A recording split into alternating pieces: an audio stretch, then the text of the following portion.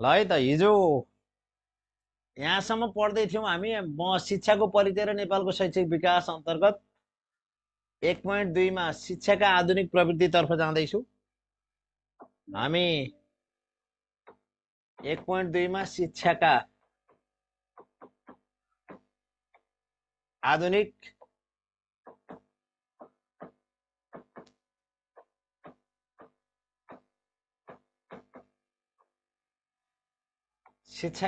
प्रवृत्तितर्फका question एन्सरमा जाँदैछौँ र विषयवस्तु पनि हामी प्रवेश गरिरहेका छौँ। र हिजो विद्यालय शान्ति क्षेत्र घोषणाको विषयमा मैले पढाएको थिएँ। अब आज सन् 1990 अघिका शिक्षा नीति केमा आधारित थियो भनेर मैले हिजो पढाएको विषयवस्तु। ल त भन्नु त केमा आधारित थियो? ल भन्नु त। ल सन् 1990 अघिका शिक्षा नीति केमा आधारित थिए? आवश्यकतामा आधारित शिक्षा, शिक्षामा समान अवसर, शिक्षामा समतामूलक पहुँच, शिक्षामा न्यायोचित अवसर प्रदान। ल त ल 1900 अघिको है, पछिको होइन, अघि र पछिको फरक छ। सन् 1990 अघिका शिक्षा नीति केमा आधारित थियो? आवश्यकतामा आधारित शिक्षा, शिक्षामा समान अवसर, शिक्षामा समतामूलक पहुँच, शिक्षामा न्यायोचित अवसर प्रदान। ल त ल साथीहरू, ल आधुनिक शिक्षाको आधुनिक प्रवृत्तितर्फ जाँदैछौँ हामी।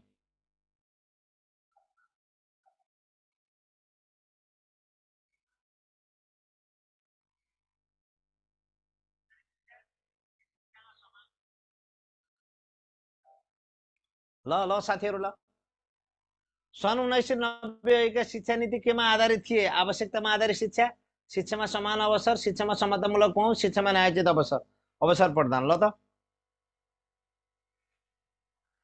ल साथीहरू, ल सन् 1990 अघिका शिक्षा नीति केमा आधारित थिए? आवश्यकतामा आधारित शिक्षा, शिक्षामा समान अवसर, शिक्षामा समतामूलक पहुँच, शिक्षामा न्यायोचित अवसर। स्क्रिन सेयर छैन भन्नुभएको छ, देखिएको छैन, क्लियर छैन। हेर्नुहोस् त, बोर्ड क्लियर छैन साथीहरू? बोर्ड क्लियर छ कि छैन? बोर्ड ठिक छ सर, एकदम क्लियर छ। ल है, सन् 1990 अघिका शिक्षा नीति केमा आधारित थिए? आवश्यकतामा आधारित शिक्षा, शिक्षामा समान अवसर, शिक्षामा समतामूलक पहुँच र शिक्षामा न्यायोचित अवसर प्रदान। ल त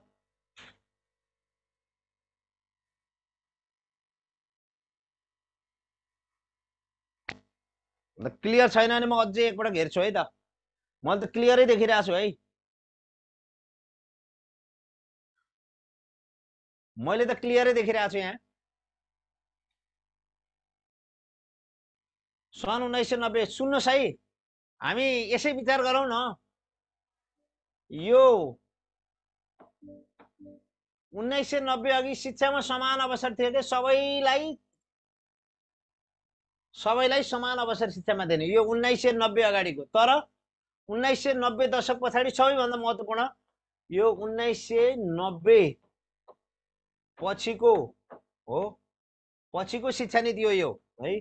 1990 पछिको शिक्षा नीति के हो? 1990 पछिको शिक्षा नीति है। 1990 पछिको शिक्षा नीति हो सबैको लागि। शिक्षा के का लागि भनेर हामीले पढियो? शिक्षामा समतामूलक पहुँच अभिवृद्धिका लागि। यो 1990 पछिको हो। यो शिक्षामा समान अवसर भनेको के हो? 1990 अघिको शिक्षा नीति यस्तो प्रकारको थियो। अघिको शिक्षा नीति यो थाहा पाउनु पर्यो।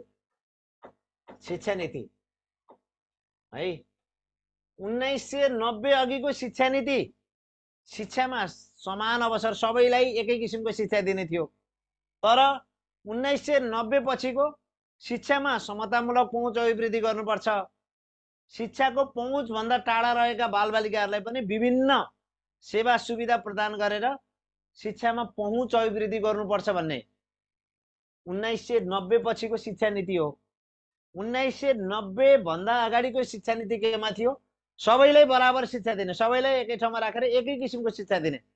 त्यसकारणले भन्न सकिन्छ कि 1990 अगाडिको शिक्षा नीति शिक्षामा सबैलाई समान अवसर प्रदान गर्ने। 1990 पछाडिको शिक्षा नीति के थियो भने 1990 पछाडिको शिक्षा नीति, 1990 पछिको शिक्षा नीति शिक्षामा समतामूलक पहुँच अभिवृद्धि गर्ने।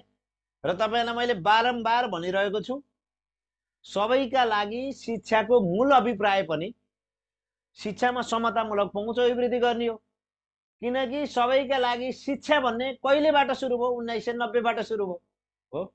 सबैका लागि शिक्षाको अन्तर्राष्ट्रिय प्रयास 1990बाट सुरु भयो र 1990 पछिको शिक्षा नीति शिक्षामा समतामूलक पहुँच अभिवृद्धि गर्ने थियो र 1990 अघिको शिक्षामा समान अवसर प्रदान गर्ने थियो भनेर हामीले बुझ्नु पर्यो। र यस्तै तार्किक क्वेसनहरू आउँछन्, तर्क गर्न सक्ने हुनु पर्यो। घोकेर गएर कुनै अर्थ हुँदैन, म यति भन्छु हो। तर मैले भनेका कतिपय कुराहरू हल्लो मानेर टिका टिप्पणी गर्ने पनि असाध्यै छन्। तर सामाजिक सञ्जालमा भएको टिप्का टिप्पणीलाई मैले सकारात्मक रूपमा लिएर त्यसलाई थप ऊर्जाको रूपमा प्रयोग गरिरहेको छु है। नकारात्मक टिप्पणीहरूलाई थप ऊर्जा, नकारात्मक टिप्पणी गर्ने मान्छे पनि केही चाहिन्छन्। तिनीहरूले हामीलाई थप सुधार गर्नका लागि एउटा मार्ग पहिचान गरिरहेका हुन्छन्। नकारात्मक टिप्पणी गर्ने पनि हाम्रा सम्पत्ति हुन्। नकारात्मक टिप्पणी गर्नेहरूले पनि हामीलाई सही मार्गमा अगाडि बढ्नका लागि मार्ग निर्देशन गरिरहेका हुन्छन्। त्यसकारणले नकारात्मक टिप्पणीकर्ता पनि हाम्रा सम्पत्ति हुन् भन्ने सम्झिनुपर्छ है।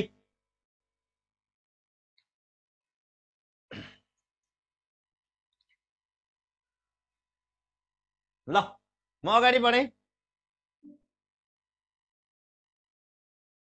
समावेशीकरणको मूल सिद्धान्तमा देखाएको मध्ये कुन पर्दैन है? यो अलिकति महत्त्वपूर्ण क्वेसन हो, परीक्षामा आउन सक्ने प्रकृतिको क्वेसन हो यो। समावेशीकरणको मूल सिद्धान्तमा देखाए मध्ये कुन पर्दैन? समतामूलक पहुँच, पूर्ण सहभागिता, विविधताको स्वीकृति र सम्मान, समन्याय। ल भन्नुहोस् त साथीहरू, समावेशीकरणको मूल सिद्धान्तमा देखाएको मध्ये कुन पर्दैन? समतामूलक पहुँच, पूर्ण सहभागिता, विविधताको स्वीकृति र सम्मान, समन्याय। ल भन्नुहोस् साथीहरू।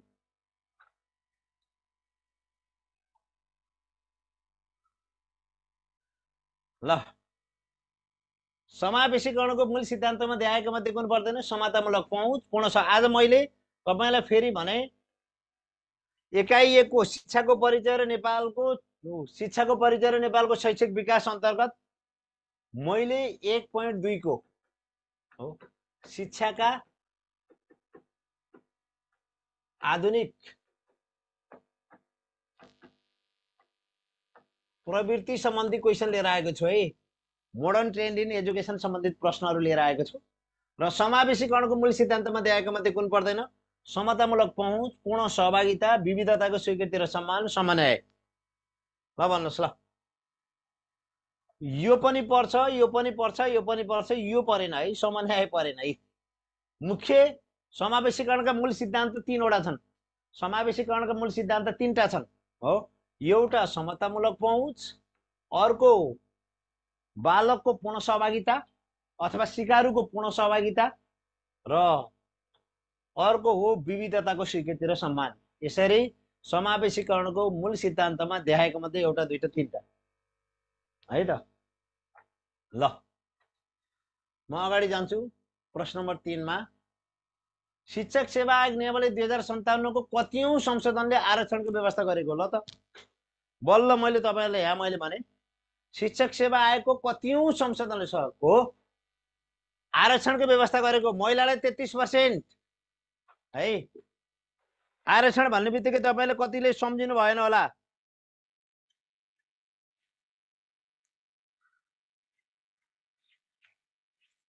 ल आरक्षण भन्ने बित्तिकै कतिले सम्झिनु भएन, म भनिदिन्छु आरक्षण भनेको के हो।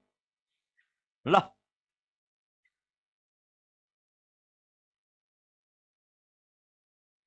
ल कतिौं संशोधनले? ल त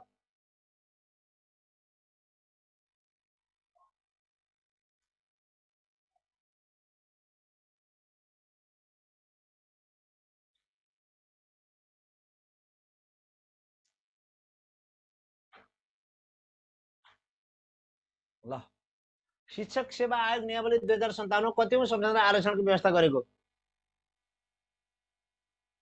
2 नम्बरको कुनै एन्सर भन्नुभयो? 2 नम्बरको त मैले भनेन र समन्याय होइन भनिरहेको थिएँ। समावेशीकरणको मूल सिद्धान्तमा देखाएको मध्ये कुन पर्दैन? समन्याय पर्दैन है। समन्वय पर्दैन। र तेस्रोमा शिक्षक सेवा आयोग नियमावली 2057 को कतिौं संशोधनले आरक्षणको व्यवस्था गरेको ल भन्नुहोस् त? 5औं 6औं 7औं 8औं आरक्षणको व्यवस्था गरेको ल भन्नुहोस्?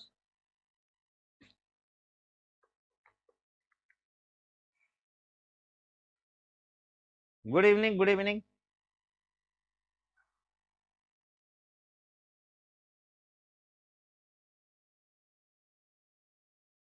ल ल साथीहरु, शिक्षक सेवा आयोगको नियमावली 2057 को कतिौं संशोधनले आरक्षणको व्यवस्था गरेको? ल यो आरक्षणको व्यवस्था गरेको 5औं संशोधनले हो। 5औं संशोधनले गरेको आरक्षणको व्यवस्था 5औं संशोधनबाट सुरु भएको, 5औं संशोधनबाट सुरु भएको।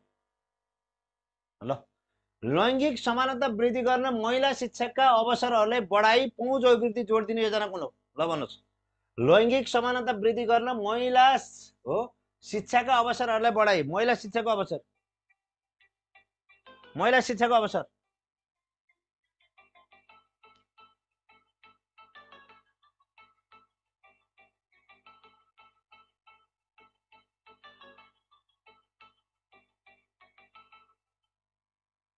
सर क्लासमा छु।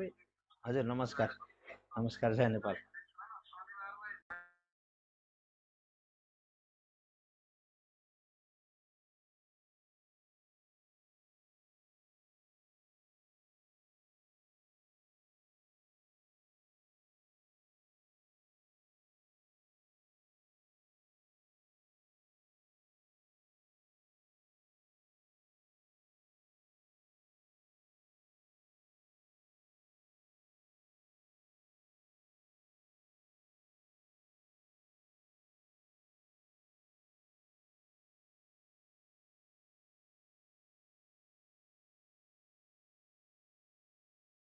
साथीहरु एउटा फोन आएर डिस्टर्ब हो। लैङ्गिक समानता वृद्धि गर्न महिला शिक्षाका अवसरहरू बढाई पहुँच अभिवृद्धिमा जोड दिने योजना कुन हो? है यो योजना सम्बन्धी क्वेसन यहाँभन्दा अगाडिको वर्ष पनि आएको हैन। लैङ्गिक समानता वृद्धि गर्न महिला शिक्षाका अवसरहरू बढाई पहुँच अभिवृद्धिमा जोड दिने योजना कुन हो? 9औं योजना हो, 14औं योजना हो, 8औं योजना हो, 15औं योजना हो? ल ल भन्नुहोस् त। लैङ्गिक समानता वृद्धि गर्न महिला शिक्षाका अवसरहरू बढाई पहुँच अभिवृद्धिमा जोड दिने योजना कुन हो? ल हेरौँ त साथीहरुको एन्सर। ल त साथीहरु, ल ल त 9औं योजना, 14औं योजना, 8औं योजना, 15औं योजना। ल त ल है यो महत्त्वपूर्ण क्वेसन हो है। यो योजना सम्बन्धी क्वेसन यो भन्दा अगाडि वर्ष पनि आएको। लैङ्गिक हो लैङ्गिक समानता वृद्धि गर्न महिला शिक्षाका अवसरहरू बढाई पहुँच अभिवृद्धिमा जोड दिने योजना कुन हो भनेपछि यो लैङ्गिक समानतातर्फ अग्रसर भएको योजना कुन हो? ल भन्नु त शिक्षाका लागि। अब 15औं योजना, 8औं योजना, 14औं योजना, 9औं योजना। ल है धेरै साथीहरुको फरक फरक उत्तर आयो है। कसैले 14औं भन्नुभयो, कसैले 9औं भन्नुभयो, कसैले 8औं भन्नुभयो, कसैले अहिले चलिरहेको आवधिक योजना 15औं योजना भन्नुभयो। ल त फेरि एकपटक हेरौँ ल सबैले कति कति अध्ययन गर्नु भएको छ।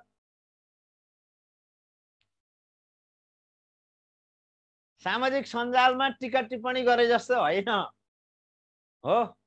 गहिरो अध्ययन गर्नु भनेको सामाजिक सञ्जालमा टिका टिप्पणी गरे जस्तो होइन। मान्छे अध्यावधिक भइरहनु पर्छ हो। मलाई त आत्मविश्वास छ म नमरिन्जेलसम्म म यो शिक्षाका विषयवस्तुको बारेमा अध्यावधिक रहिरहन्छु। चाहे सकारात्मक टिप्पणी गरून् चाहे नकारात्मक टिप्पणी गरून् त्यसले मलाई खासै प्रभाव पार्दैन। मैले तपाईलाई भनिरहेको छु सेवा धर्म हो, निरन्तरता यो मेरो प्रतिबद्धता हो। सामाजिक सञ्जालका चाहे सकारात्मक आउन् चाहे नकारात्मक आउन् तिनीहरूले मलाई हतोत्साहित होइन थप ऊर्जै प्रदान गर्छन् है त। लैङ्गिक समानता वृद्धि गर्न महिला शिक्षाका अवसरहरू बढाई पहुँच अभिवृद्धिमा जोड दिने योजना कुन हो? ल भन्नुहोस्। ल एकजना साथी कसले भन्नुभयो क भनेर एकदम मनिषा राउतले 9औं योजना कन्फर्म भनेर हान्नु भएको छ। यो 9औं योजना हो है, 9औं योजना। यसलाई अलिकति ख्याल गर्नु होला हो। लैङ्गिक समानता वृद्धि गर्न महिला शिक्षाका अवसरहरू बढाई पहुँच अभिवृद्धिमा जोड दिने योजना कुन हो भन्दा यो 9औं योजना हो है। यो डेटहरुतिर पढ्ने हैन है, असाध्यै डेटतिर ख्याल गर्नु भएको छ। प्राय पुस्तकहरुमा पनि डेटलाई नै बढी महत्त्व दिएको पाइन्छ। तर डेट भन्दा यस्ता तार्किक प्रश्नहरु बढी महत्त्वपूर्ण हुन्छन् है। ल लैंगिक समानता वृद्धि गर्न महिला शिक्षाका अवसरहरू बढाई पुँच जोड दिने योजना 9औं योजना है त। यो 9औं योजना हो। ल अगाडि बढे। सबैभन्दा धेरै साक्षरता दर भएको प्रदेश बागमती हो भने पुरुष साक्षरता सबैभन्दा बढी भएको प्रदेश कुन हो? ल यो मैले यहाँभन्दा अगाडि पनि तपाईलाई भनिसकेको छु। सबैभन्दा धेरै साक्षरता दर भएको प्रदेश बागमती हो भने पुरुष साक्षरता सबैभन्दा बढी भएको प्रदेश कुन हो? यो धेरै पटक पढाइसकेको छु। यो हामी आधुनिक प्रवृत्तितर्फ गइरहेछौँ। आधुनिक प्रवृत्ति मैले पढाइरहेको छु है। यो आधुनिक प्रवृत्ति शिक्षाका आधुनिक प्रवृत्तिहरू त हामी अपडेट हुने हो। यसमा क्वेशन एन्सर मेथडद्वारा अगाडि बढ्दा फरक पर्दैन। ल सबैभन्दा धेरै साक्षरता दर भएको प्रदेश बागमती हो भने पुरुष साक्षरता सबैभन्दा बढी भएको प्रदेश कुन हो? ल भन्नुहोस्, पुरुष साक्षरता सबैभन्दा बढी भएको प्रदेश कुन हो? मैले पुरुष साक्षरतातर्फ जाँदैछु है साथी हो।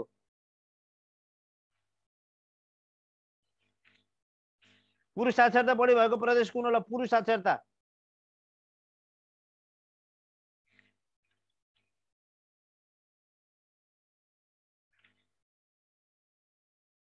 मैले भनिसकेको छु है। यहाँभन्दा पहिल्यै पनि मैले तपाईँलाई जानकारी गराइसकेको छु यो विषयमा।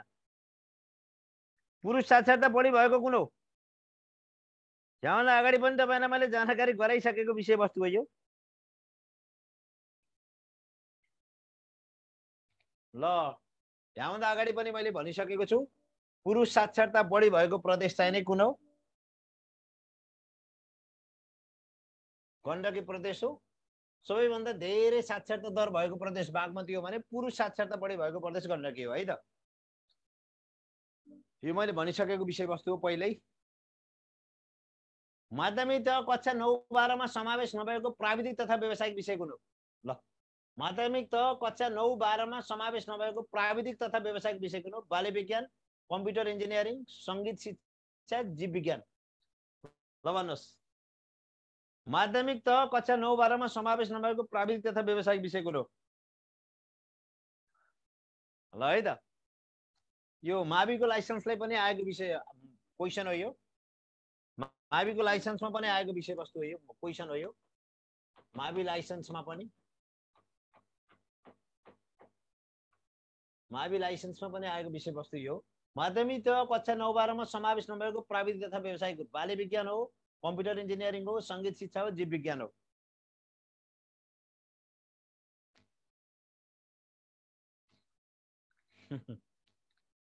ल भन्नुहोस्। हो जीव विज्ञान। यो माध्यमिक तहमा समावेश भएको बाली विज्ञान पनि हो, माध्यमिक तहमा समावेश भएको कम्प्युटर इन्जिनियरिङ पनि हो, माध्यमिक तह 9-12 मा समावेश भएको सङ्गीत शिक्षा पनि हो। तर जीव विज्ञान चाहिँ नै माध्यमिक तहमा समावेश भएको छैन। यस्तो गहिरिएर क्वेसन आउँछ। त्यस कारणले सामाजिक टीका सञ्जालका टीका टिप्पणी भन्दा पनि हामी अध्ययनमै अरूको निधि खुदी भन्दा पनि आफ्नो भविष्य उज्जवल बनाउन तर लाग्ने हो। ल जीव विज्ञान हेर्नुहोस् है। जीव विज्ञान विद्यालय शिक्षाको राष्ट्रिय पाठ्यक्रम प्रारूप 2076 5-20 का अनुसार माध्यमिक तह कक्षा 9-12 प्राविधिक तथा व्यावसायिक शिक्षाको पाठ्यक्रमको संरचनामा के रहेछ? एउटा पशु विज्ञान रहेछ,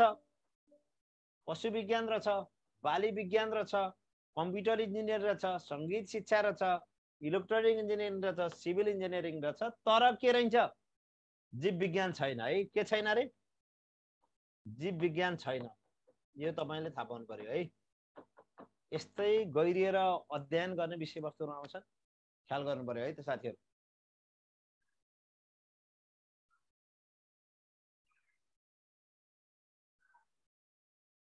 ल अगाडि बढे है त म। ल यसलाई स्क्रिनशट गर्नु है। आवश्यक पर्यो नि स्क्रिनशट गर्नु है यसलाई। यो शिक्षाका आधुनिक प्रवृत्तिहरूमा क्वेसन एन्सर मेथडबाट जाँदा पनि असर पर्दैन।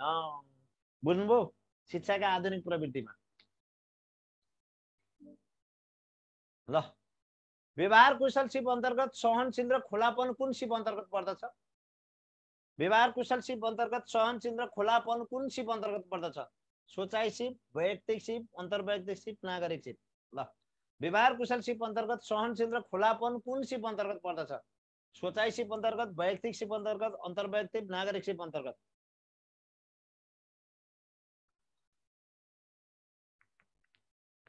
यो साथीहरूले भनेको पनि मैले हेरिरहेको छु।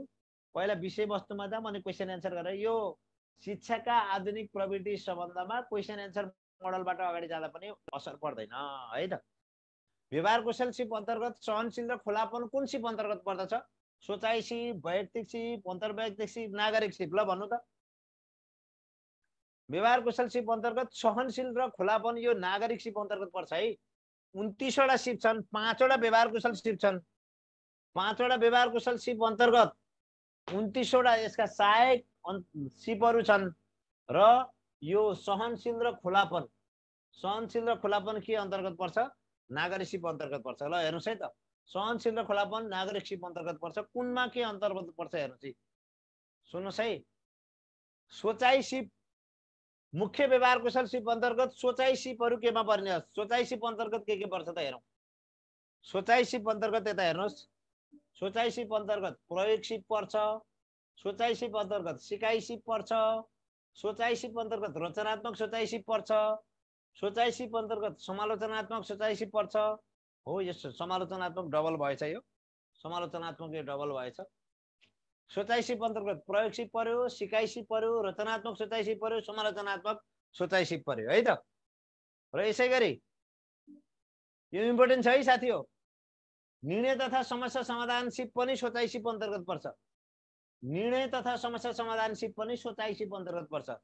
र वैयक्तिक सिप अन्तर्गत के पर्ने छ त हेर्नु। वैयक्तिक सिप अन्तर्गत स्वव्यवस्थापन वैयक्तिक सिप अन्तर्गत पर्यो। स्वव्यवस्थापन, आत्मबल स्वाभिमानको विकास पनि वैयक्तिक सिप अन्तर्गत पर्यो। इमानदारी स्वअनुशासन पनि वैयक्तिक सिप अन्तर्गत पर्यो। समय व्यवस्थापन पनि वैयक्तिक सिप अन्तर्गत पर्यो, किनकि त्यो व्यक्तिगत कुरा हो नि समय व्यवस्थापन। र व्यक्तिगत लक्ष्य निर्धारण र कार्यमा अग्रसरता पनि वैयक्तिक सिप अन्तर्गत पर्यो। स्वतन्त्र सिकाइ, लचकता र अनुकूलता पनि वैयक्तिकतिर पर्यो र जिम्मेवारी एवं प्रतिबद्धता पनि वैयक्तिक सिप।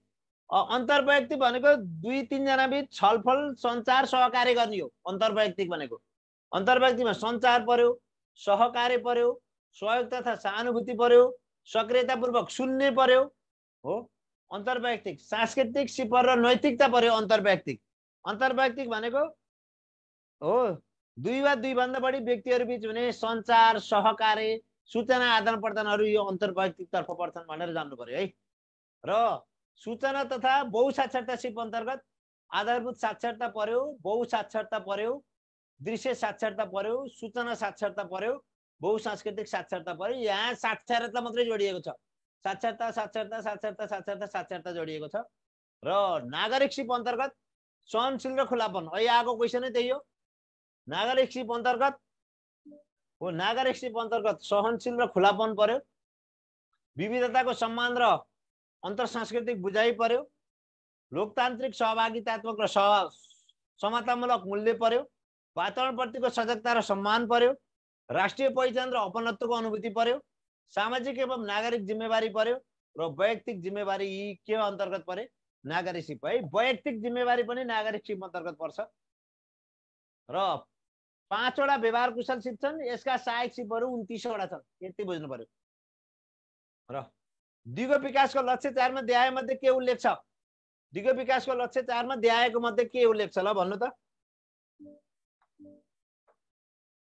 ल दिगो विकासको लक्ष्य 4 मा देखाए मध्ये के उल्लेख छ? शिक्षामा पहुँच अभिवृद्धि, सबै किसिमको गरिबीको सर्वत्र अन्त्य गर्ने, देशभित्र र देशहरू बीचको असमानता कम गर्ने, सबैका लागि समावेशी तथा स्तरीय शिक्षा सुनिश्चित र आजीवन सिकाइ प्रवर्तन गर्ने।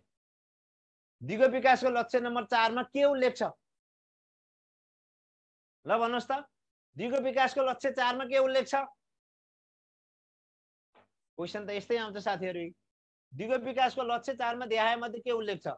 शिक्षामा पहुँच अभिवृद्धि, सबै किसिमको गरिबीको सर्वत्र अन्त्य गर्ने, देशभित्र बीचको असमानता कम गर्ने, सबैका लागि समावेशी तथा स्तरीय शिक्षा सुनिश्चित र आजीवन सिकाइ प्रवर्तन गर्ने। ल दिगो विकासको लक्ष्य नम्बर 4 शिक्षासँग सम्बन्धित छ,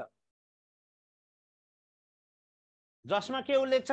दिगो विकासको लक्ष्य नम्बर 4 मा दिगो विकासका 17 वटा लक्ष्य मैले भन्नु पर्दैन, हामी विज्ञान तथा प्रविधिमा पनि पढ्छौँ त। र दिगो विकासको लक्ष्य नम्बर 4 मा के उल्लेख छ? सबैका लागि समावेशी तथा स्तरीय शिक्षा सुनिश्चित र आजीवन सिकाइ प्रवर्तन गर्ने भन्ने यो दिगो विकासको लक्ष्य नम्बर 4 मा उल्लेख छ है त। लक्ष्य नम्बर 4 मा उल्लेख छ है यो।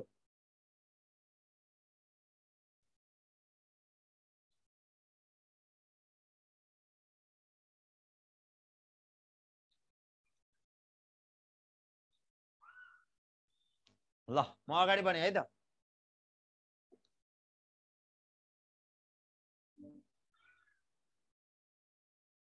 दिगो विकासको नेपालको राष्ट्रिय कार्य ढाँचाले शिक्षाको आधारभूत सिद्धान्तमा कुन कुरालाई आत्मसात गरेको छैन? ल तलको मध्ये कुन कुरालाई आत्मसात गरेको छैन? दिगो विकासको नेपालको राष्ट्रिय कार्य ढाँचाले 2078 देखि 2087 ले शिक्षाको आधारभूत सिद्धान्तमा कुन कुरालाई आत्मसात गरेको छैन? शैक्षिक गुणस्तरको पर्याप्तता, आधारभूत मानव अधिकारका रूपमा शिक्षा, लैङ्गिक समता, जीवन पर्यन्त सिकाइ। ल अब एक क्वेशनहरु यस्तो आउँछ, अलिकति गहिरिएर पढ्नुपर्ने। दिगो विकासको नेपालको राष्ट्रिय कार्य ढाँचाले शिक्षाको आधारभूत सिद्धान्तमा कुन कुरालाई आत्मसात गरेको छैन?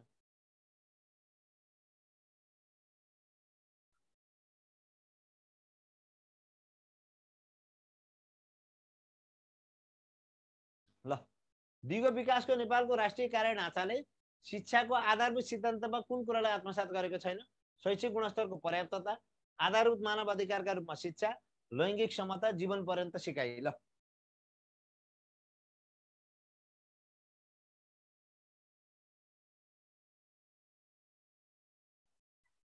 जीवन पर्यन्त सिकाइ हैन, लैङ्गिक समता, लैङ्गिक समतालाई समेटेको छैन है।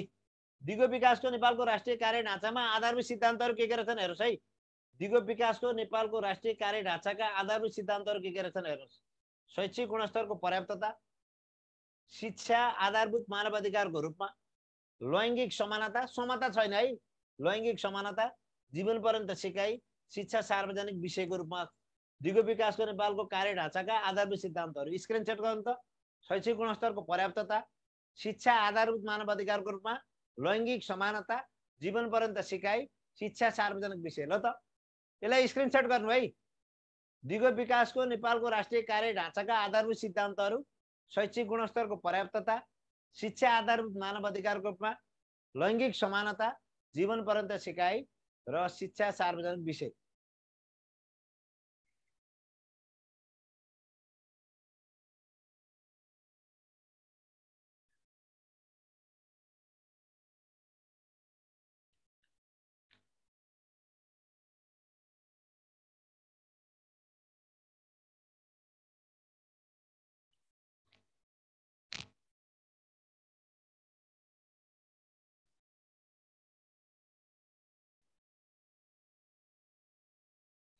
ल म अगाडि बढेँ। विद्यालय क्षेत्र विकास योजनाले आफ्नो मुख्य विषयमा समावेश नगरेको विषय कुन हो? समता, सक्षमता, गुणस्तर, समानता। ल विद्यालय क्षेत्र विकास योजनाले आफ्नो मुख्य विषयमा समावेश नगरेको विषय कुन हो? विद्यालय क्षेत्र विकास योजनाले आफ्नो मुख्य विषयमा समावेश नगरेको विषय कुन हो?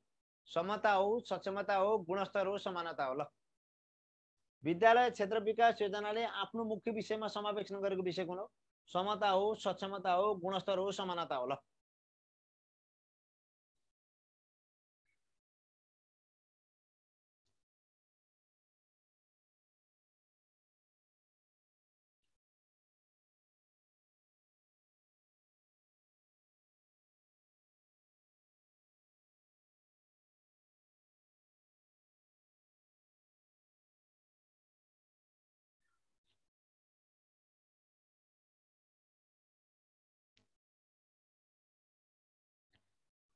विद्यालय क्षेत्र विकास योजनाले आफ्नो मुख्य विषयमा समावेश नगरेको विषय चाहिने समानता हो। एसएसडीपी भनेको स्कुल सेक्टर डेभलपमेन्ट प्लान।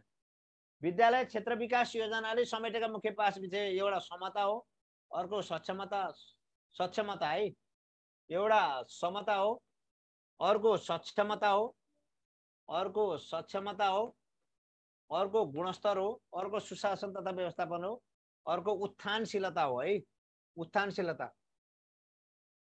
उत्थानशीलता हो है। एउटा एसएसडीपी भनेको विद्यालय क्षेत्र विकास योजनाले समेटेका मुख्य 5 विषय एउटा समता, अर्को सक्षमता, अर्को गुणस्तर, अर्को सुशासन तथा व्यवस्थापन र अर्को उत्थानशीलता है त। एसएसडीपीले समेटेका 5 विषयवस्तुहरू।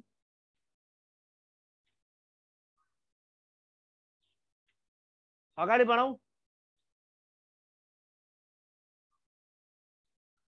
एसएसटिपीले समेटेका एउटा समता हो, अर्को सक्षमता हो, अर्को गुणस्तर हो, अर्को सुशासन तथा व्यवस्थापन हो, अर्को उत्थानशीलता है त। एसएसटिपीले समेटेका 5 मुख्य विषय। जीवन पर्यन्त सिकाइको अवयवमा देखाएका मध्ये कुन पर्दैन? जीवन पर्यन्त सिकाइको अवयवमा देखाएका मध्ये कुन पर्दैन? जीवन पर्यन्त सिकाइको अवयवमा देखाएका मध्ये कुन पर्दैन? जीवन पर्यन्त सिकाइको अवयवमा देखाएका मध्ये कुन पर्दैन? एउटा समझदारी, अर्को स्वसिकाइ, अर्को पठन संस्कृति, अर्को सञ्चार र सहकारी। ल, जीवन पर्यन्त सिकाइको अवयवमा देखाएको मध्ये समझदारी पर्दैन। के पर्छ हेरौँ है त। समझदारी पर्दैन है, समझदारी पर्दैन। विश्व स्वास्थ्य संगठन सन् 1997 मा जीवनोपयोगी सिपलाई कति प्रकारमा वर्गीकरण गरेको छ? कति प्रकारमा वर्गीकरण गरेको छ?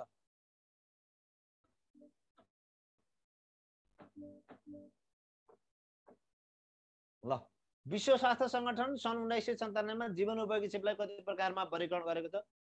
5 मा, 4 मा, 3 मा, 2 मा। ल, विश्व स्वास्थ्य संगठन सन् 1997 मा जीवनोपयोगी सिपलाई कति प्रकारमा वर्गीकरण गरेको छ? यो 5 प्रकारमा, सरी 3 प्रकारमा वर्गीकरण गरेको छ। सुन्नुहोस् है, विश्व स्वास्थ्य संगठनले 1997 जीवनोपयोगी सिपलाई 3 प्रकारमा वर्गीकरण गरेको छ। के रहेछन् हेर्नुहोस् त। एउटा सञ्चार तथा अन्तर्वैयक्तिक सम्बन्ध, अर्को निर्णय गर्ने क्षमता र समालोचनात्मक सोचाइ, अर्को चुनौतीको सामना र आत्मव्यवस्थापन सिप। धेरै यसलाई स्क्रिनशट गर्नु त। सुन्नुहोस् है, विश्व स्वास्थ्य संगठन सन् 1997 मा जीवनोपयोगी सिपलाई कति प्रकारमा हो? जीवनोपयोगी सिपलाई 3 प्रकारमा वर्गीकरण गरेको छ है। 3 प्रकारमा वर्गीकरण गरेको छ जीवनोपयोगी सिपलाई विश्व स्वास्थ्य संगठन।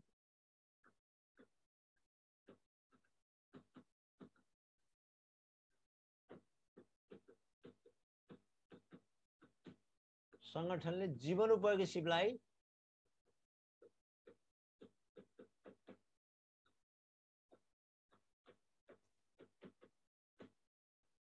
3 भागमा वर्गीकरण गरेको छ। ल,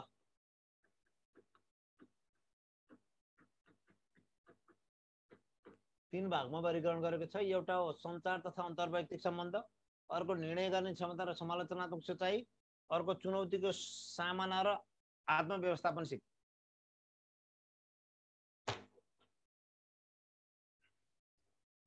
यो 1997 मा वर्गीकरण गरेको। विश्व स्वास्थ्य संगठनले जीवनोपयोगी सिपलाई 3 भागमा वर्गीकरण गरेको छ।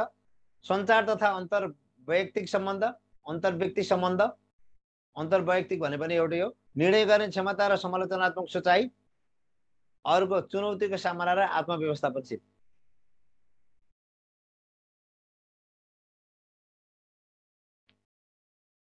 ल, तपाईलाई 20 मिनेट खाना खाने ब्रेक, 20 मिनेट खाना खाने ब्रेक। आज मित्र सरको कक्षा अफ हुने भएको कारणले मैले शिक्षाका आधुनिक प्रवृत्तिहरू आज सिद्ध्याउँछु है। त्यसपछि शिक्षाका आधुनिक प्रवृत्ति।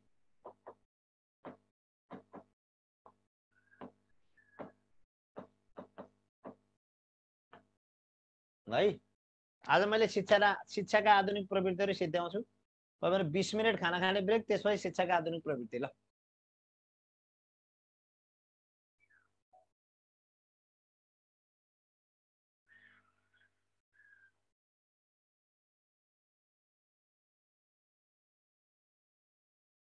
हस्।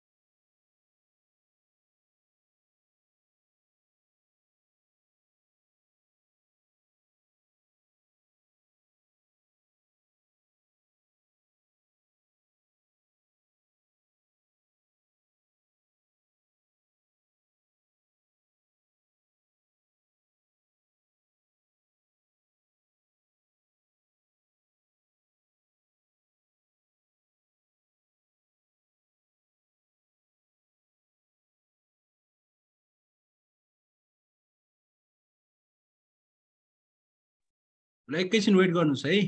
अबको 15 मिनटमा क्लास सुरु हुन्छ। तपाईँहरूलाई केही समस्याहरू छ भने भन्नु होला। रेकर्डेड भिडियोहरू हामीले अप टु डेट सबै राखिदिइसकेका छौँ।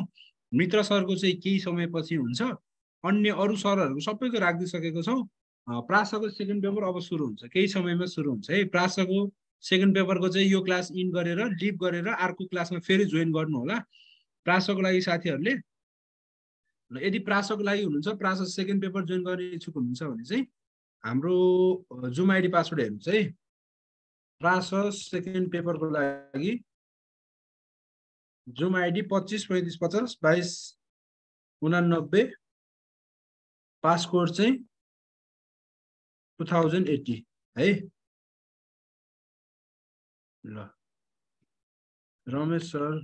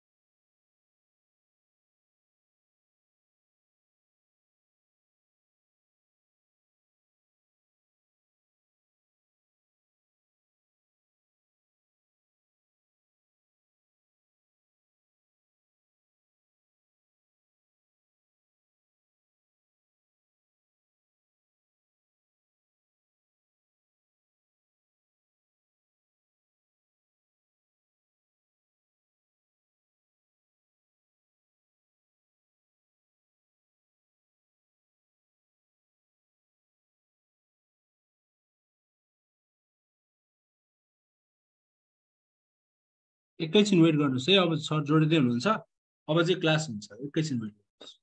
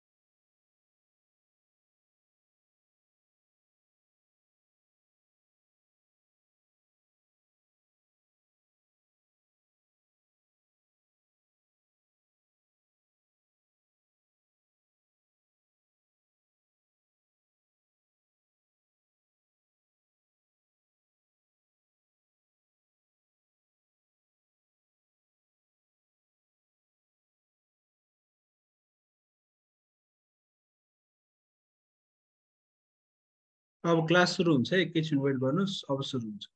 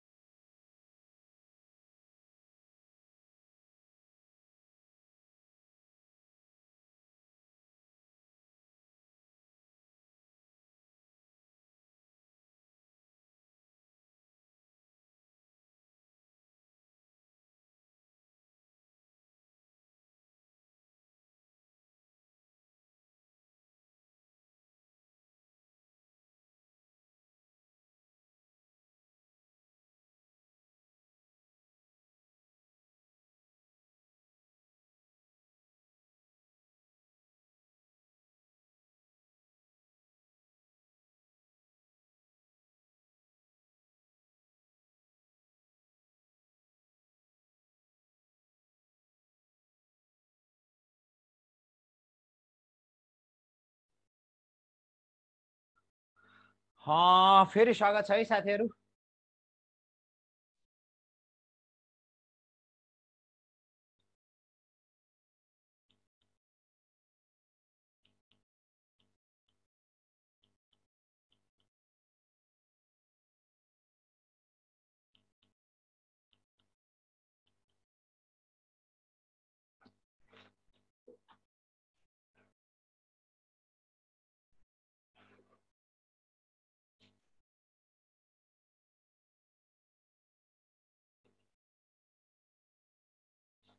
ल बोर्ड क्लियर देख्नु भएको छ? बोर्ड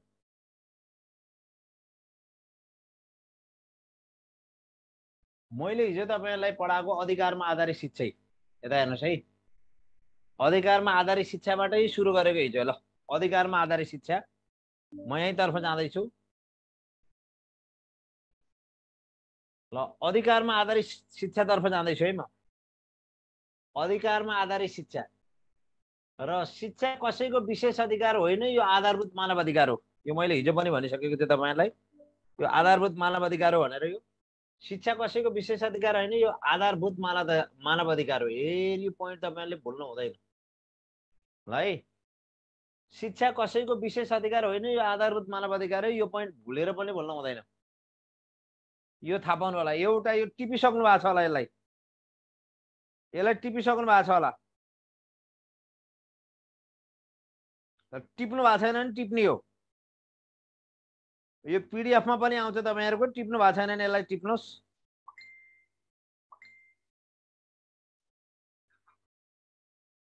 ल है त है। शिक्षा कसैको विशेष अधिकार होइन, यो आधारभूत मानव अधिकार हो। यो मैले तपाईलाई हिजो पनि टिपाएको छु। अनि शिक्षा मानव अधिकारको रूपमा भन्नाले निम्नलिखित कुरा बुझ्नुपर्छ। ल शिक्षा मानव अधिकारको रूपमा भन्नाले के बुझ्ने हो त? ल हेर्नुस् त, शिक्षा मानव अधिकारको रूपमा भन्नाले के बुझ्नु पर्यो? यता हेर्नुस् है। शिक्षा मानव अधिकारको रूपमा भन्नाले के बुझ्नु पर्यो? ल यता हेर्नुस् है। शिक्षा मानव अधिकारको रूपमा भन्नाले के बुझ्नु पर्यो? सुन्नुहोस् ए, शिक्षा मानव अधिकारको रूपमा भन्नाले निम्नलिखित कुरा बुझ्नुपर्छ अरे। यस्तै तार्किक क्वेसन आउँछन् है, डेटमा मात्रै ध्यान दिन्छ हामीले, क्वेसन यही आउँछ है। शिक्षा मानव अधिकारको रूपमा भन्नाले निम्नलिखित कुरा बुझ्नुपर्छ। एउटा हो, शिक्षाका लागि अधिकार सबैका लागि बिना विभेद कानुनी रूपमा सुनिश्चित गरिएको हुनुपर्छ है। बिना विभेद, विभेद हुनु हुँदैन शिक्षामा। एउटा बिना विभेद कानुनी रूपमा सुनिश्चित हुनुपर्छ शिक्षा। बिना विभेद कानुनी रूपमा शिक्षा के अरे सुनिश्चित हुनुपर्छ शिक्षा। शिक्षाका लागि अधिकारलाई राज्यले सम्मान, संरक्षण, परिपूर्ति तथा गर्ने। शिक्षाको दायित्व, शिक्षाको अधिकारको सुनिश्चित गर्ने दायित्व राज्यको। राज्यले के गर्नुपर्छ? सम्मान, संरक्षण र परिपूर्ति गर्नुपर्छ यो शिक्षा सम्बन्धी। र शिक्षाका लागि अधिकार उल्लङ्घन तथा वञ्चितीकरणको अवस्थामा राज्यलाई उत्तरदायी बनाउने उपायहरू। उल्लङ्घन र वञ्चितीकरणको अवस्थामा राज्यलाई उत्तरदायी बनाउने, यी कुराहरू थाहा पाउनु पर्यो। एउटा कुरा तपाईँले के भन्नु पर्यो भने, यो शिक्षाका सवालमा राज्यलाई एउटा उत्तरदायी बनाउनु पर्यो। राज्यलाई उत्तरदायी बनाउनु पर्यो।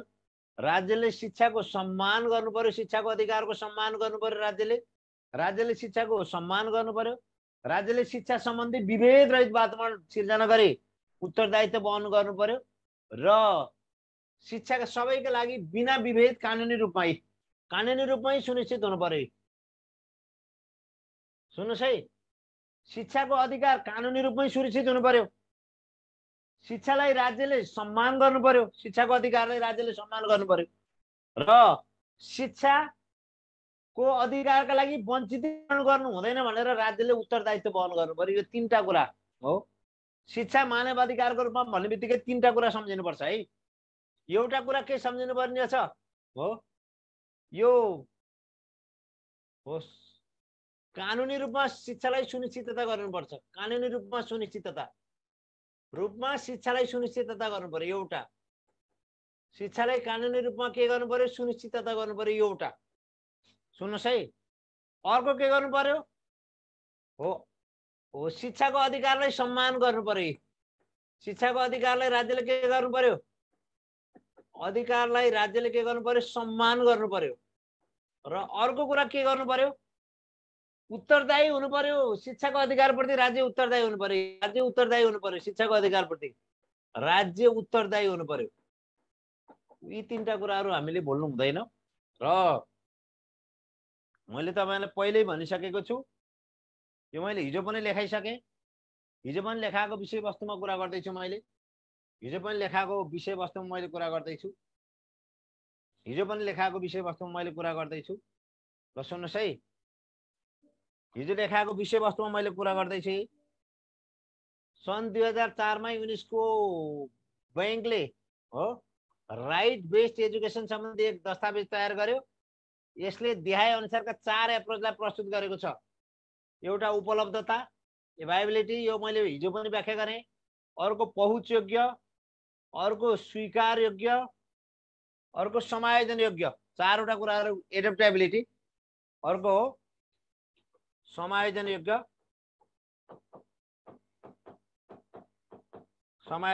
यसलाई भन्छ एडप्टेबिलिटी।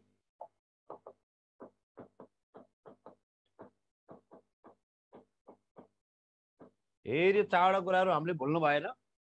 युनेस्कोले हो 4A एप्रोच प्रस्तुत गरेको छ। केका सम्बन्धमा हो, राइट बेस्ड एजुकेसन, अधिकारमा आधारित शिक्षामा युनेस्कोले 4वटा विषयवस्तु प्रस्तुत गरेको छ। एउटा हो एभाइबिलिटी, उपलब्धता, अर्को पहुँच योग्य एसेसिबिलिटी, अर्को स्वीकार योग्य एक्सेप्टेबिलिटी, अर्को हो समायोजन योग्य एडप्टेबिलिटी हो। यसरी 4A एप्रोच प्रस्तुत गरेको छ। यो हामीले भुल्नु भएन है त। सन् 2004 मा युनेस्को बैंकले हो काट्रिना टोमास भेस्क्यू मार्फत राइट बेस्ड एजुकेसन सम्बन्धी एक दस्तावेज तयार गर्यो। यसले देखाए अनुसारका 4 एप्रोच प्रस्तुत गरेको छ। एउटा उपलब्धता हो, अर्को पहुँच योग्य हो, अर्को स्वीकार योग्य हो, अर्को समायोजन योग्य। यो 4A एप्रोच भनेको 4वटा एप्रोच के रहेछन्, 4वटा ए के रहेछन् त। एउटा ए हो एउटा ए हो एभाइबिलिटी, अर्को ए हो एक्सेसिबिलिटी, अर्को ए हो एक्सेप्टेबिलिटी, अर्को ए हो एडप्टेबिलिटी। यसरी युनेस्को बैंकले राइट बेस्ड एजुकेसनमा 4वटा कुराहरू 4A एप्रोच प्रस्तुत गरेको छ। त्यो एभाइबिलिटी, एक्सेसिबिलिटी, यसै गरी एक्सेप्टेबिलिटी र एडप्टेबिलिटी। यसरी 4वटा 4A एप्रोच प्रस्तुत गरेको छ भनेर मैले यहाँभन्दा अगाडि भनिसकेँ।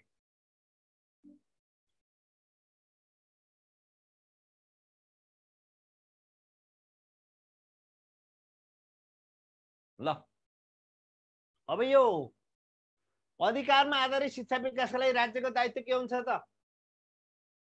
अधिकारमा आधारित शिक्षा विकासका लागि राज्यको दायित्व के हुँदो रहेछ त? यता हेर्नुहोस् त। अधिकारमा आधारित शिक्षाका लागि राज्यको दायित्व के हुन्छ त? यता हेर्नुहोस् है। अधिकारमा आधारित शिक्षा विकासका लागि राज्यको दायित्व के हुँदो रहेछ त? एउटा शिक्षाको अधिकार पूरा गर्ने, अर्को शिक्षाको अधिकारको सम्मान गर्ने, अर्को शिक्षाको अधिकारको संरक्षण गर्ने। तीनटा दायित्व हुँदो रहेछ। र अधिकारमा आधारित शिक्षा विकासका लागि राज्यको दायित्व एउटा शिक्षाको अधिकार पूरा गर्ने, अर्को शिक्षाको अधिकारको सम्मान गर्ने, अर्को शिक्षाको अधिकारको संरक्षण गर्ने। एउटा शिक्षाको पूरा गर्ने, शिक्षाको अधिकारको सम्मान गर्ने, शिक्षाको अधिकारको संरक्षण गर्ने। यसरी अधिकारमा आधारित शिक्षा विकासका लागि राज्यको दायित्व तीनटा छ। अधिकारमा आधारित शिक्षालाई पूरा गर्नु पर्यो राज्यको एउटा दायित्व, अर्को राज्य दायित्व शिक्षाको अधिकारको सम्मान गर्नु पर्यो, अर्को राज्यको दायित्व शिक्षाको अधिकारको संरक्षण गर्नु पर्यो। यी तीनटा कुराहरू उल्लेख गरेको छ। अब यो अरू कुरा त तपाईलाई भन्नै पर्यो। नेपालको संविधान 2072 ले के गरेको छ भन्ने कुरा तपाईलाई थाहा छ। शिक्षा सम्बन्धी अधिकार है, यो पनि मैले भने तपाईहरुलाई। शिक्षा सम्बन्धी नेपालको संविधानको अधिकारलाई एकपटक व्याख्या गरेर यो जहाँ पनि आउँछ यो सियोर क्वेसन हो है इक्जाममा हो। नेपालको संविधान एकछिन यो मैले लेखेँ, एकैछिन अहिले फर्किन्छु म त्यहाँ। यो तपाईँले लेख्ने जान्नै पर्यो। नेपालको संविधान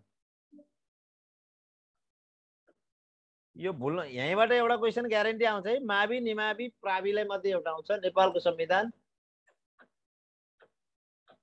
नेपालको संविधान हेरियो, मैले फेरि पछि पनि भनिरहनु नपरोस्।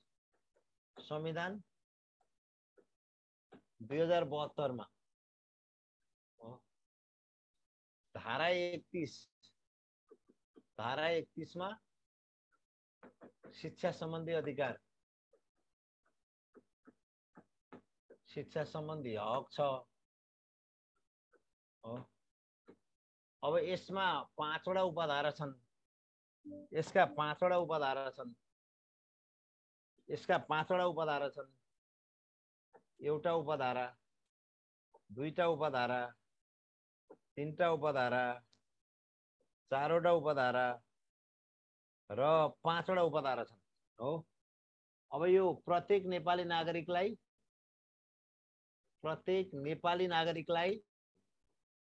नेपाली नागरिक है, प्रत्येक नेपाली नागरिकलाई यहाँ आधारभूत शिक्षाको पहुँचको हक, आधारभूत शिक्षाको पहुँचको हक भनेको छ। शिक्षाको पहुँचको हक यो फेरि मैले बारम्बार, यो एकदम इम्पोर्टेन्ट भएको कारणले बारम्बार भनिरहेको छु है। पहुँचको हक र यसै गरी प्रत्येक नेपाली नागरिकलाई है, यसमा पनि प्रत्येक नेपाली नागरिकलाई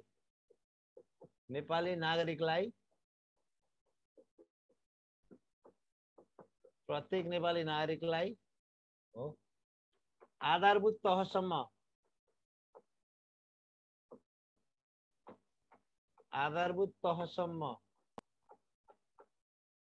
अनिवार्य र निशुल्क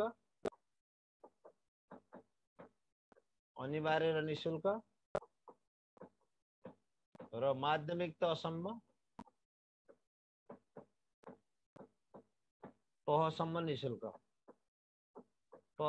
निशुल्क भनेर यो तपाईले जानिसक्नु भएको छ होला।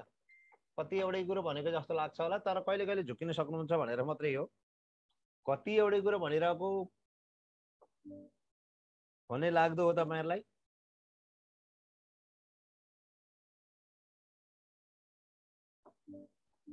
अर्को, प्रत्येक नेपाली नागरिकलाई आधारभूत तहसम्म अनिवार्य र निशुल्क र माध्यमिक तह निशुल्क।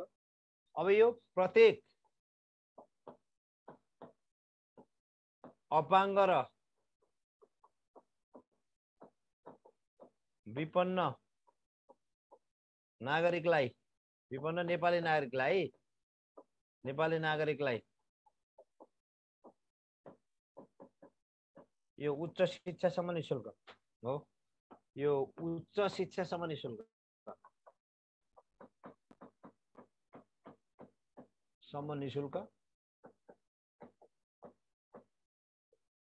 ल। अनि यस्तै प्रत्येक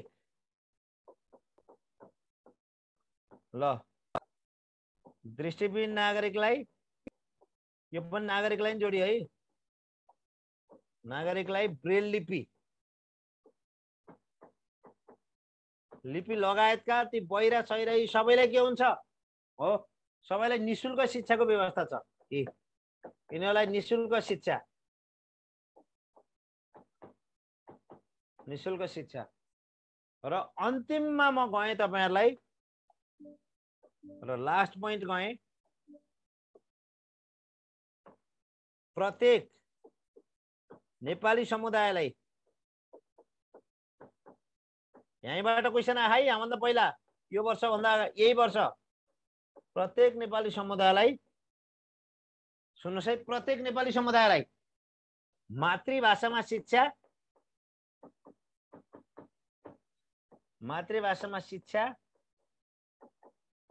र शैक्षिक संस्था खोल्ने हक, शैक्षिक संस्था खोल्ने हक। हेर यो जान्नुहोस् है, शैक्षिक संस्था खोल्ने हक यो त भुलेर पनि भुल्नु हुँदैन है, यो त भुलेर पनि भुल्नु हुँदैन। नेपालको संविधान 2072 को धारा 31 मा शिक्षा सम्बन्धी हक छ, जहाँ कि यो 4वटा बुँदाले प्रत्येक नेपाली नागरिकलाई भनेको छ। यी 4वटा बुँदाले, यी 4वटा बुँदाले नागरिकलाई सम्बोधन गरेको छ, नेपाली नागरिकलाई सम्बोधन गरेको छ।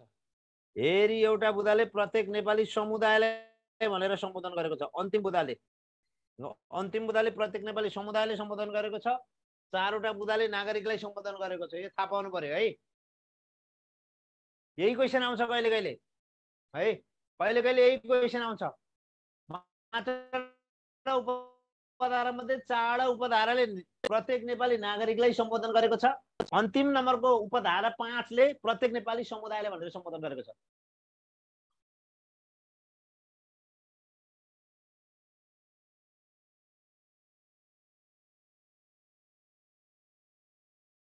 बोर्ड क्लियर आएन भन्नुभएको छ सर। यहाँभन्दा त बोर्ड क्लियर हुँदैन है, यहाँभन्दा त क्लियर हुँदैन साथीहरु बोर्ड।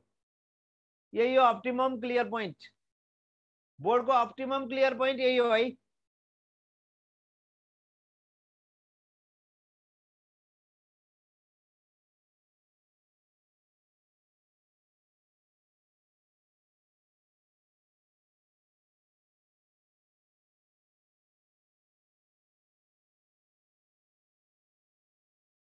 है अब तपाईले अरु पनि जान्नु पर्यो है।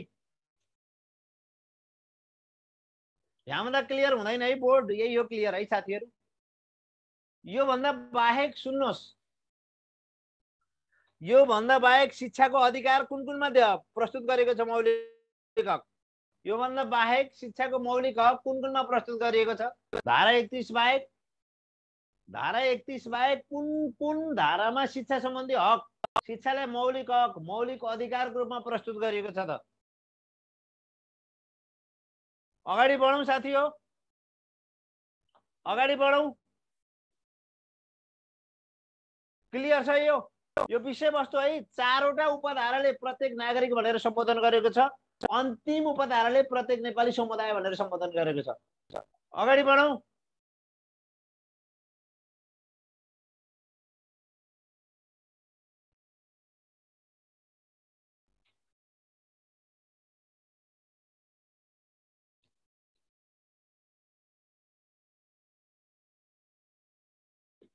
ल है, अब मौलिक हकमा अधिकारको रूपमा सुन्नुस् है, यसरी बुझौं अझ। अधिकारको रूपमा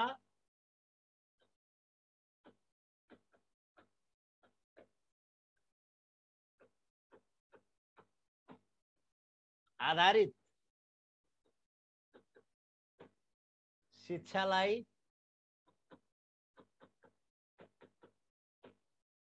मध्यनजर गर्दै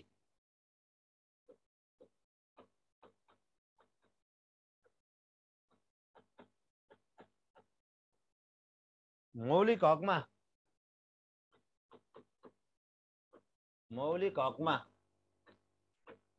शिक्षा सम्बन्धी उल्लेख भएका धाराहरू, शिक्षा सम्बन्धी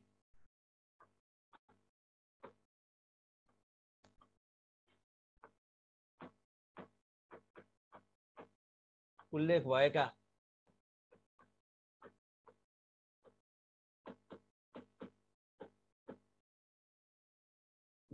धाराहरू। यो अधिकारको रूपमा आधारित शिक्षा पढ्दैछु है मैले।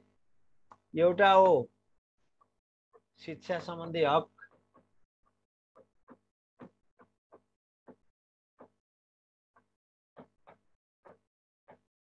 धारा 31। अर्को हो धारा 38 महिलाको हक। अर्को धारा 39 बाल बालिकाको हक।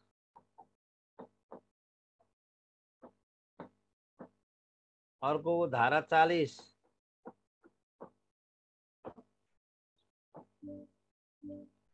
दलितको हक।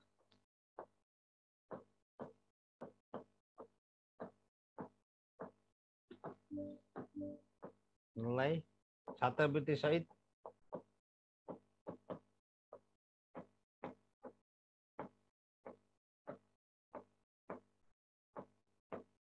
उच्च शिक्षासम्म निशुल्क भनिएको छ यसमा।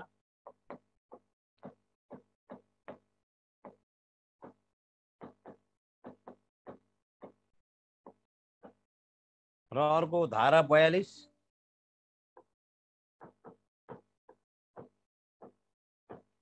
यसमा सामाजिक न्यायको हक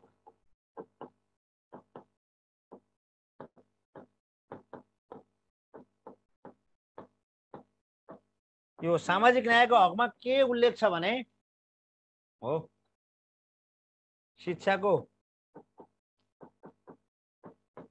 मूल प्रवाहबाट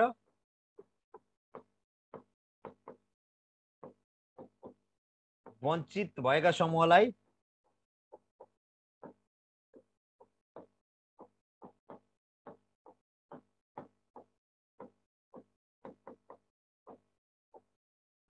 शिक्षाको मूल प्रवाहमा समावेशीकरण गर्ने।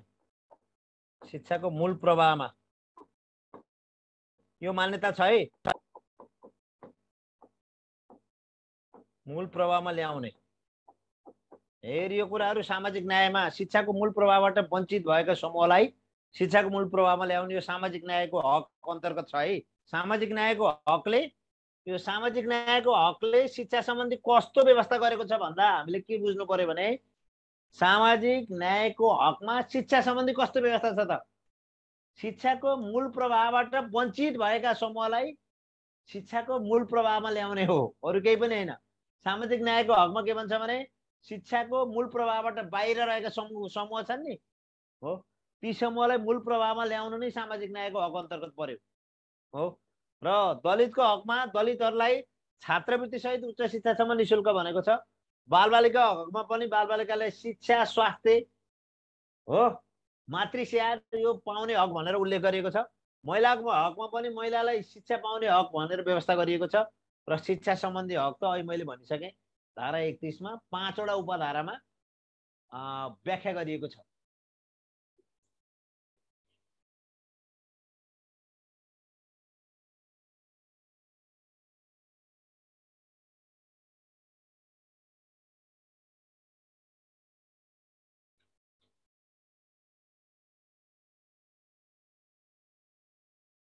है त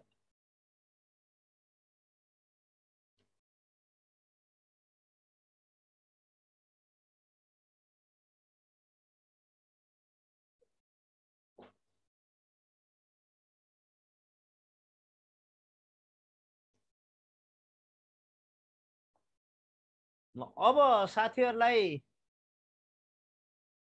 एउटा कुरा तपाईहरु सबै झुकिनु भएकोमा म त्यसमा व्याख्या गर्दैछु। यो त तपाईले सक्नु भयो होला, यसमा नसक्ने भन्ने कुरा हुँदैन है। अब म जान्छु साथीहरु झुकिने।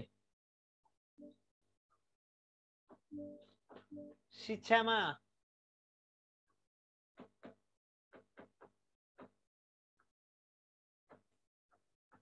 समानता समता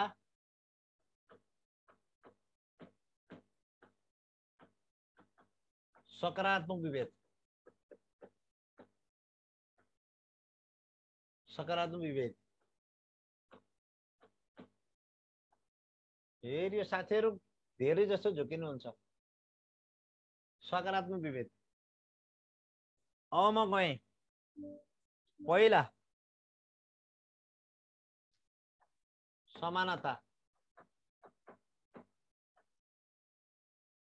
अनि अर्को समता।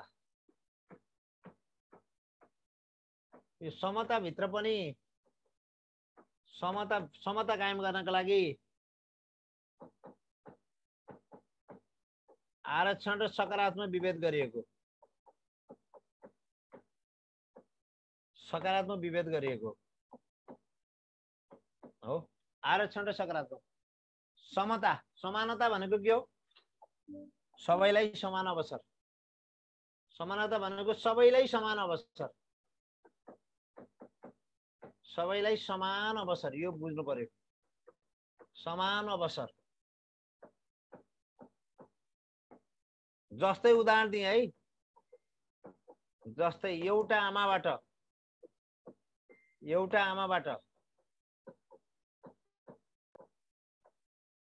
दुई जुम्ल्या बालक जन्मिए। हो, जुम्ल्या बालक जन्मिए।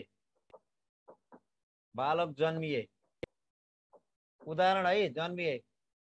एउटा सपाङ्ग अर्को अपाङ्ग भयो। एउटा सपाङ्ग बालक र अर्को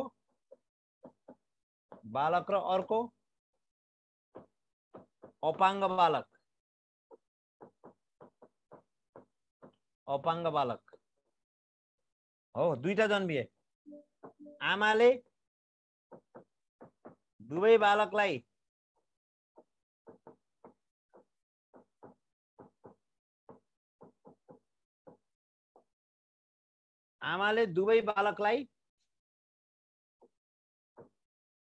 दुध चुस्न समान 15 मिनेट प्रदान गर्नु।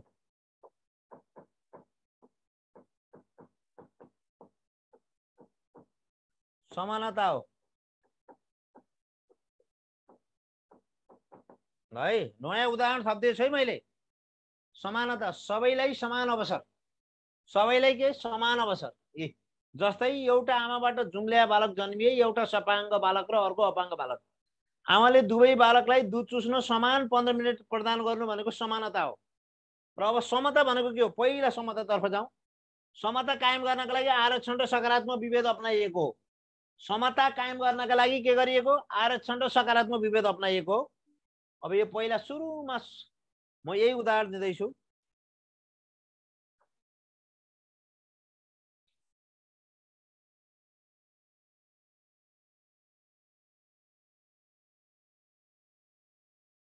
है त।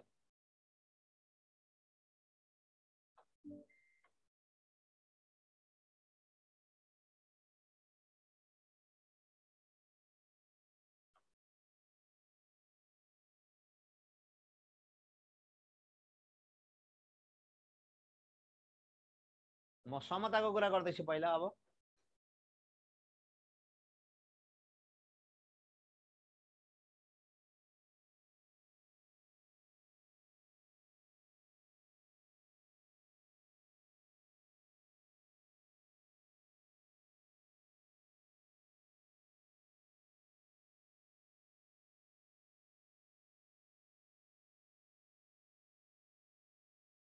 ल म समताको कुरा गर्दैछु है। समता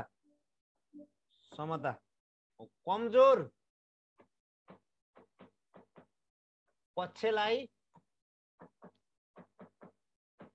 विशेष अवसर दिनु।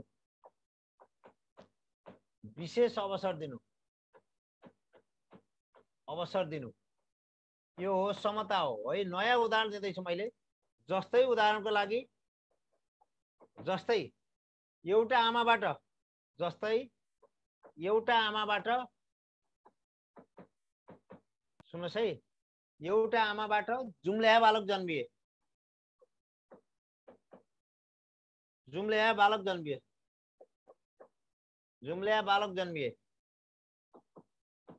जन्मिए। सुन्नुहोस् है, एउटा सपाङ्ग र अर्को अपाङ्ग। एउटा सपाङ्ग बालक र अर्को अपाङ्ग बालक। सुन्नुहोस् है, अपाङ्ग बालक। अब आमाले, सुन्नुहोस् है, आमाले सपाङ्ग बालकलाई दुध चुस्न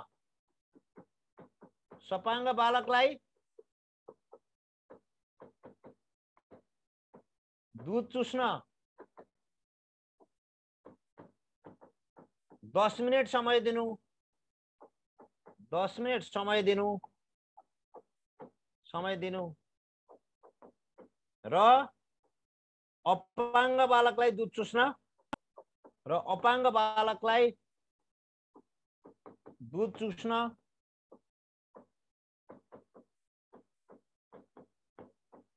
20 मिनेट समय दिनु।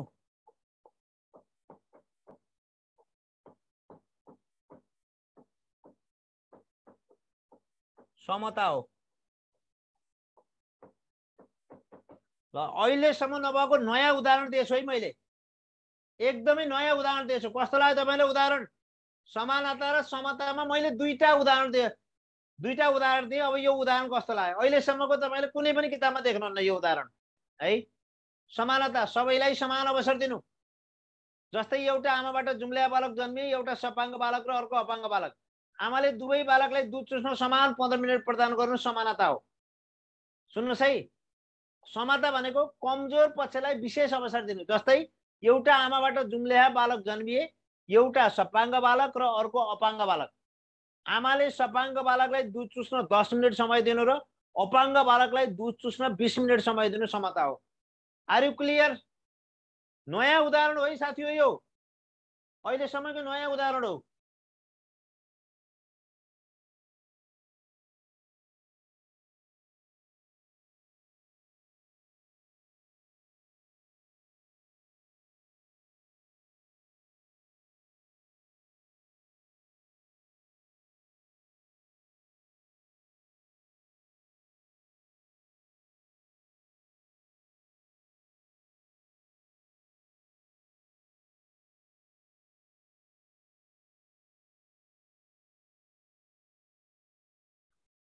ल यो उदाहरण कस्तो लाग्यो साथीहरु? यो नयाँ हो हैन? यो मैले नयाँ थपेको, नयाँ जन्मिएको एउटा उदाहरण हो हैन? समानता र समता। यो हेर्नुभयो भने यस्तो क्लियर छ यो उदाहरण। हेर्नु, समानता, सबैलाई समान अवसर। जस्तै एउटा आमाबाट जुम्ल्याहा बालक जन्मिए, एउटा सपाङ्ग बालक र अर्को अपाङ्ग बालक। आमाले दुवै बालकलाई दुध चुस्न समान 15 मिनेट समय प्रदान गर्नु समानता हो। सुन्नुहोस् है, अब समता, कमजोर पक्षलाई विशेष अवसर दिनु। जस्तै एउटा आमाबाट जुम्ल्याहा बालक जन्मिए, एउटा सपाङ्ग बालक र अर्को अपाङ्ग बालक। आमाले सपाङ्ग बालकलाई दुध चुस्न 10 मिनेट समय दिनु र अपाङ्ग बालकलाई दुध चुस्न 20 मिनेट समय दिनु समता हो।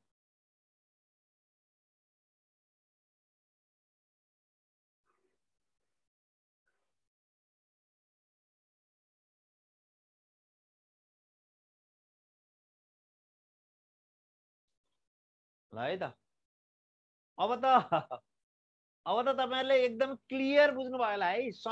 समानता र समताको बारेमा यो उदाहरण हेरेपछि कुनै पनि साथीहरु कन्फ्युज हुनुहुन्छ जस्तो मलाई लाग्दैन है त। समानता र समता यो उदाहरण हेरेपछि कुनै पनि साथीहरु कन्फ्युज हुनुहुन्छ जस्तो मलाई लाग्दैन है त।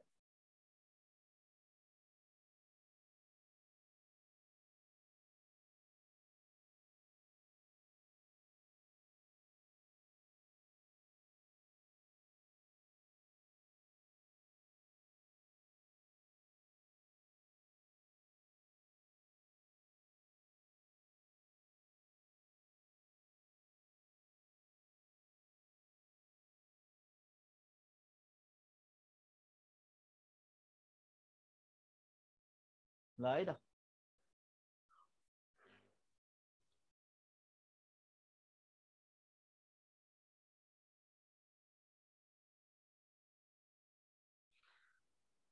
ल अब यो आजलाई मैले यति गरेँ। यो तपाईहरु क्लियर कन्सेप्ट हुनुभयो। र यो समता कायम गर्नका लागि आरक्षण र सकारात्मक विभेद गरिन्छ है।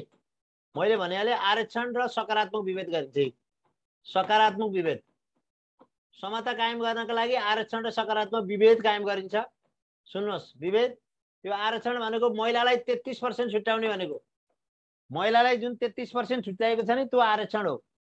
तर सकारात्मक विभेद भनेको होचा बालबालिकालाई कक्षा कोठाको अगाडि राख्ने, अग्ला बालबालिकालाई पछाडि राख्ने भनेको त्यो सकारात्मक विभेद हो फेरि है। सकारात्मक विभेदबाट समता कायम गरिन्छ, आरक्षणबाट समता कायम गरिन्छ। होचा बालबालिकालाई अगाडि राख्नु, अग्ला बालबालिकालाई कक्षा कोठाको पछाडि राख्नु, त्यो सकारात्मक विभेद है। सकारात्मक विभेद किन? समता कायम गर्नका लागि हो। सकारात्मक विभेद केका लागि? समता कायम गर्नका लागि। आरक्षण किन व्यवस्था गरिएको? यो समता कायम गर्नका लागि, समताबाट समानता है। पहिला समता हो, विशेष अवसरबाट वञ्चित भएका कमजोर पक्षलाई मात्रै के गरिन्छ? समता मूलक पहुँच अभिवृद्धि गरिन्छ। त्यसपछि समता अपनाउनु भनेको नि अन्तिममा समानता कायम गर्नका लागि हो। ल ल बिहानको कक्षा सन्डेबाट है, बिहानको कक्षा सन्डेबाट हुन्छ। बिहानको कक्षा अब आउने आइतबारबाट, बिहानको कक्षा आउने आइतबारबाट, कक्षा आउने आइतबार। कक्षाको बारेमा फेरि पनि भन्छु म। अब हाम्रो कक्षा यसरी हुँदैछ, सुन्नुहोस् है। अब हाम्रो कक्षा कुमार सरले साँझ, कुमार सरले आइक्यू साँझ 6 to 7 लिनुभएको छ, साँझ 6 to 7। यो कुमार सरको आइक्यू सिद्धिएपछि, कुमार सरको आइक्यू फर्स्ट सेसन सिद्धिएपछि, आइक्यू फर्स्ट सेसन सिद्धिएपछि कुमार सरले 4वटा सेसनमा लिनुहुन्छ है कक्षा। आइक्यू 4 पटकसम्म पढ्न पाउनुहुन्छ शिक्षक सेवा पढ्नेले। पहिलो सेसनको यो कुमार सरको आइक्यू फर्स्ट सेसन सिद्धिएपछि हो, सिद्धिएपछि यसमा पदमराज आचार्य सर आउनुहुन्छ। यसमा हो कुमार सरको आइक्यू 6 र 7, कुमार सरको आइक्यू फर्स्ट सेसन सिद्धिएपछि यसमा पदमराज आचार्य सर शिक्षामा आउनुहुन्छ। त्यसपछि साँझ 7 बजे 8 हो एकाइ परीक्षा हुन्छ। हामी एकाइ परीक्षा गर्छौं। यो जीके आइक्यू शिक्षाको फरक है, शिक्षा आइसिटी को फरक हैन। त्यसपछि साँझ 8 to 9 चाहिने मित्र सरको जीके हुन्छ, मित्र सरको जीके हुन्छ। त्यसपछि जीके का अरु सर पनि जोडिन्छ, जीके का अरु सरहरु पनि जोडिन्छ अनि त्यसपछि तपाईको बिहानमा यो आइतबारबाट यो शेड्युल, यो कुमार सरको कहिले सिद्धिन्छ थाहा भएन। त्यसपछि यो शेड्युल हुन्छ है। बिहानको 5 बजेबाट 6 बजे यहाँ पनि शिक्षा हुन्छ, शिक्षामा विशेष जोड दिन्छ मेरो। बिहान 5 बजे छ। यो सन्डेबाट सुरु, आउने सन्डे भनेको 24 गतेबाट है त साथीहरु।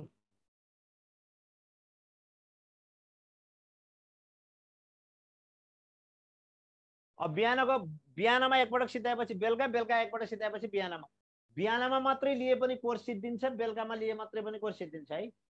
र तपाईलाई बिहान बेलुका दुईटै जोडिने अवसर छ। बिहानमा मात्रै लिए पनि कोर्स सिद्धिन्छ, बेलुकामा लिए पनि कोर्स सिद्धिन्छ। ल सोसियलको टिचर आउनुहुन्छ। ल म यहाँ सोसियलको टिचरको कम्प्लेन गरिरहनु भएको छ। कतिले वही सरको मन पराउनुहुन्छ, कतिले अर्को सरको। सोसियलका दुईटा टिचर हुनुहुन्छ, दुईटै टिचरले दुईटै कोर्स सिद्ध्याउनुहुन्छ। र तपाईहरुलाई अहिलेबाट सेकेन्ड पेपर जोडिनेलाई के फाइदा छ भने फर्स्ट पेपर भन्दा अगाडि नै सेकेन्ड पेपरको एकपटक कोर्स सिद्धिन्छ र फर्स्ट पेपरको रिजल्ट भएपछि पनि फेरि एकपटक कोर्स सिद्धिन्छ। त्यसकारणले आजैबाट सेकेन्ड पेपर पढ्ने साथीहरुलाई विशेष 2 पटकसम्म सुविधा लिन सक्नुहुन्छ। र सम्पूर्ण साथीहरुलाई हार्दिक नमस्कार। सकारात्मक टिप्पणी गर्ने साथीहरुलाई विशेष आभार। नकारात्मक टिप्पणी गर्ने साथीहरुले पनि जुन थप मलाई मेहनत गर्ने ऊर्जा थप दिनु भएको छ, उहाँहरु प्रति पनि विशेष धन्यवाद र आभार प्रकट गर्न चाहन्छु। कर्ममा विश्वास गर्छु, कर्म गरिरहन्छु। सानातिना टिप्पणीले झन् थप कर्म गर्न मलाई ऊर्जा मिल्छ। सबैको जय होस्। नमस्कार।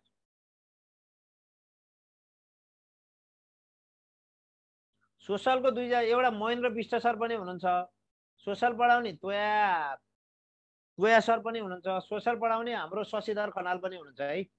सोशल पढाउने 2-3 जना टिचरहरु हुनुहुन्छ, चोइसले पाउनुहुन्छ तपाईहरु, नाथ दिनुस्।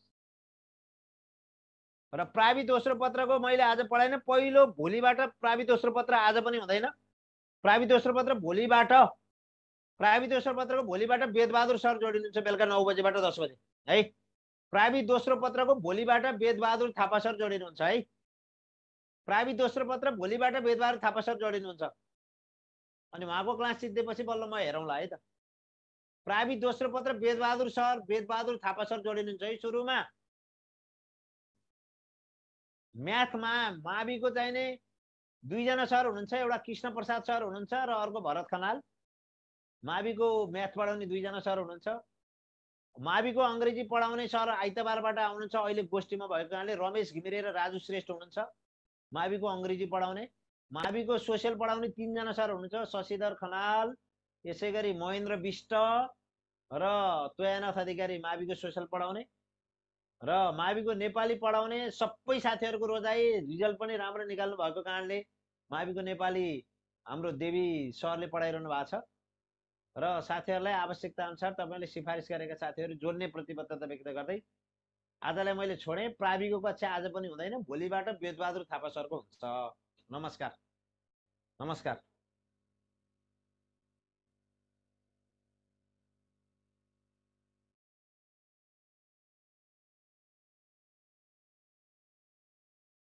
ल मैले तपाईँले स्क्रिनमा देखाइदिएको छु है आइडी पासवर्ड, सबैजना जोइन गर्दा हुन्छ है।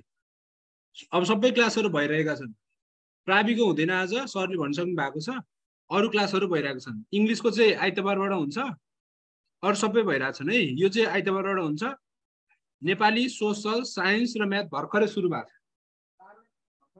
छ, जोडिनु होला। 4वटा क्लास भर्खरै सुरु भएको छ, जोडिनु होला है। 4वटा क्लास भर्खरै सुरु भएको छ, जोडिनु होला। अरू क्लासहरू चाहिँ भएको छैन। आज तपाईँले एडमिसन नगरे पनि जोडिनु मिल्छ। अनलाइन क्लासमा जोइन गर्नलाई आजलाई चाहिँ यो आइडी पासवर्डमा जोडिनुहोस् होइन। भोलि चाहिँ यो हेल्पलाइन नम्बरमा फोन गर्नु है। भोलि दिउँसो चाहिँ फोन गर्नु, अहिले फोन नगर्नु। अहिले चाहिँ डाइरेक्ट जुममा जोडिनुहोस्।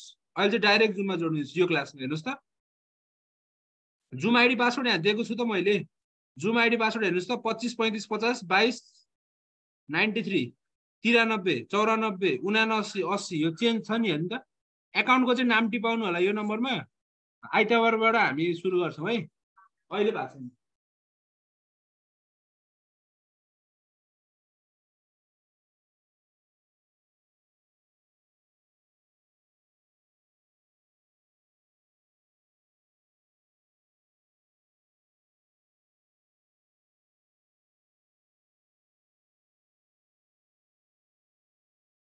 इङ्ग्लिसको आइतबारबाट हुन्छ, इङ्ग्लिसको आइतबारबाट हुन्छ है। अरू सबै भइरहेछ, इङ्ग्लिसको चाहिँ आइतबारबाट हुन्छ। नेपाली, सोसल, साइन्स, म्याथ भइरहेछ। ल यति नै गरे सबैजनालाई धन्यवाद। फेसबुक लाइभमा हेर्नुभएको साथीहरू पनि फर्स्ट पेपरको क्लासको लागि चाहिँ 6 बजेबाट भइरहेछ, सेकेन्ड पेपरको 9 बजेबाट भइरहेछ है।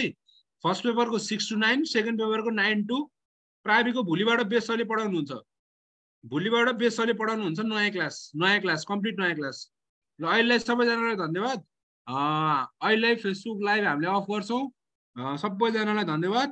भोलि बेलुका जोडिनु होला 6 बजे फर्स्ट पेपर, 9 बजे सेकेन्ड पेपर है।